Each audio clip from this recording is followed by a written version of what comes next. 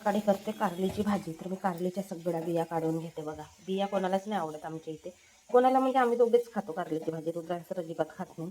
तर मी बिया काढून घेते आणि एक दोन असतील तर चालते, तेवढं काही नाही. पण काढूनच घेते मी, आवडतच नाही कोणाला. ते मधात थोडंसं काढायचं लागतात ना, त्याच्यामुळे कांदे कापून घेतले, कारली पातळ पातळ कापून घेतली. इकडे तेल गरम करायला ठेवलं. आता देणार आहे भाजी फोडणी. इकडे कुकर लावलेला आहे.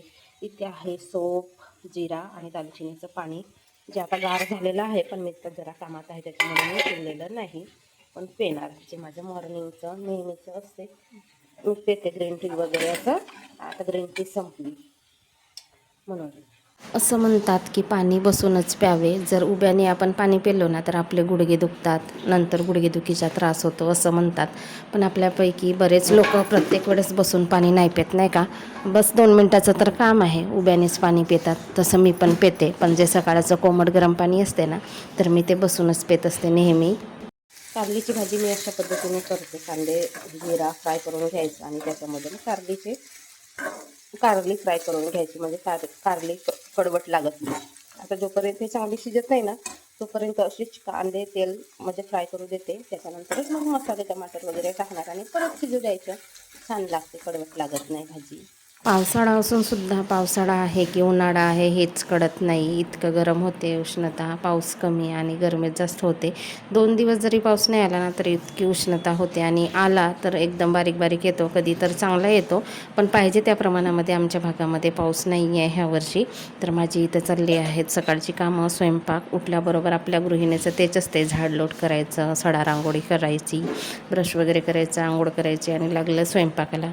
तर माझी आंघोळ वगैरे काही झाली नाही, मी नंतरच करणार आहे.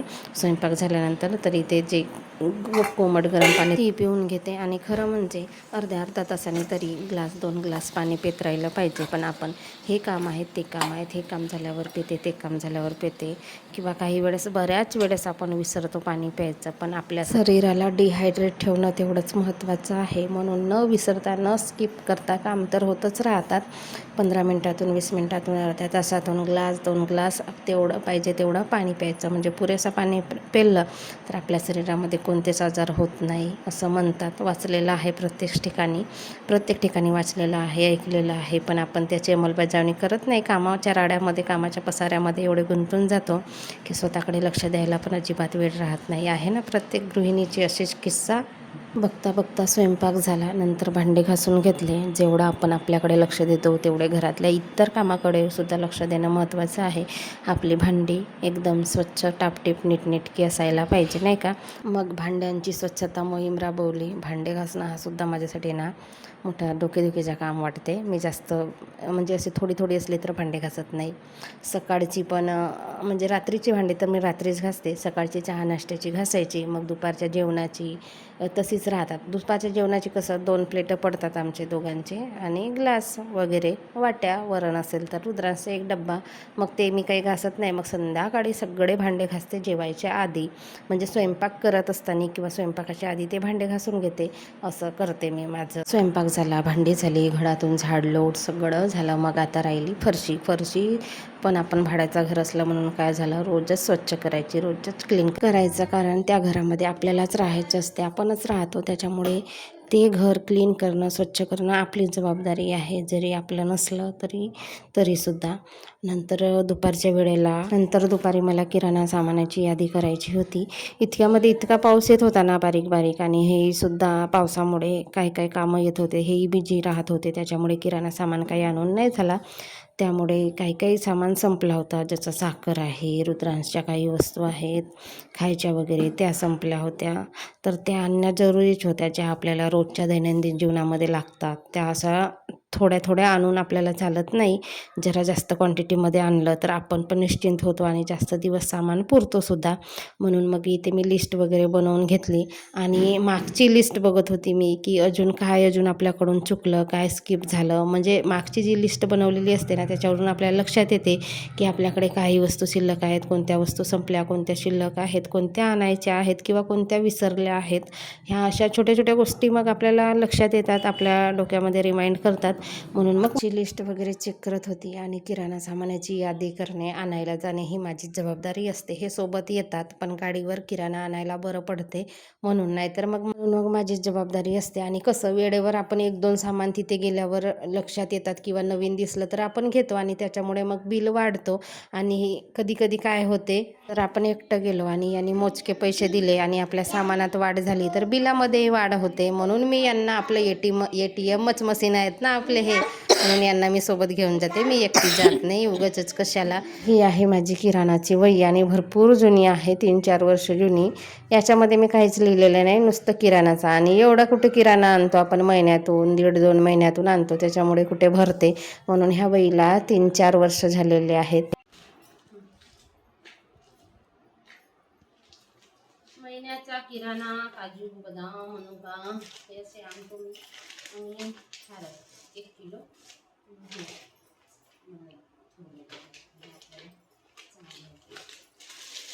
आता मॅगी आहे म्हणून मॅगीची नको खाशील का? मॅगी नको खाशील, ते कधीतरी मॅगी खाशील. भया पावडर, तांब्याची भांडी घासायला लागतोच भया पावडर. शेंगदाणे अर्धा किलो आणले ह्या वेळेस. माचीसचा पुडा पण लागतोच. आता आमचा लायटर पण खराब झालाय. एक पाण्याचा नारळ आणला, चांगला वाटते. मम्मी चला मी पण काढतो. महिन्याचा किराणा भरला. रुद्रांशी तर बस हाइड अँड सीक. हॅपी नाही आणली मी ह्या वेळेस, हाइड अँड सीक आणली. हॅपी उगच कशाला 2-2 जास्त बिस्किट खाणं पण चांगलं नसते रुद्रांश. अभी खाया सुबह नहीं मिलेगा, ध्यान में रख, नहीं तो अभी मत खा, अभी खाने का टाइम हो गया है. आणि सकाळी जाताना मग रुद्रांशला म्हणजे टोमॅटो केचप सोबत वगैरे असं भरवलं ना पोळी तर पटकन खातो. बाकी तर सोबत घिनघिन करतो, पण याच्यासोबत खातो म्हणून मग आता मोठाच केचप आणून टाकला. 15-15चा आणण्यापेक्षा. साखर किती महाग झाली, 50 रुपये किलो झाली साखर.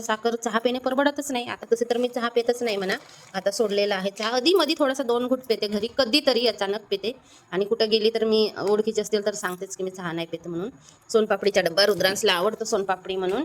आणि ह्या वेळेस एक्सपर्ट साबण आणले मी, पण त्याने 10-10ची दिली. मी नेहमी 5ची आणते म्हणजे आपल्याला बरं पडते म्हणून. रिन साबण 10 आणल्या म्हणजे बरं पडते. एखाद्या वेळेस नाही गेलं ना पटकन तर मग पुरून जातात. बेसन 1 किलो आणली.